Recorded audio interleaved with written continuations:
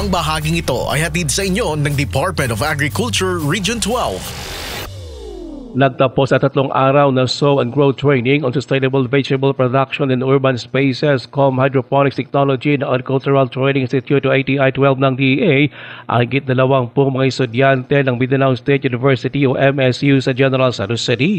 Ang mga nagsanay ay kumukuha ng mga kursong may kaugnayan sa agrikultura tulad ng Agricultural Biosystem Engineering, Agronomy, Animal Science, Horticulture at Agribusiness Management. Itinuro sa mga participant ang mga estratehiya sa urban gardening. Tinuruan din ang nasabi mga estudyante ng hydroponics technology para mas maunawaan pa makabagong pamamaraan ng pagtatanim gamit ang tubig sa limitadong espasyo. Ayon pa sa ATI-12, layo ng training na mapalakas pa ang kakayahan ng mga kabataan sa larangan ng urban at peri-urban agriculture upang matugunan ang mga hamon ng seguridad sa pagkain at pakalikha ng mas produktibong komunidad. Ruel Usano, NDPC Bida Balita.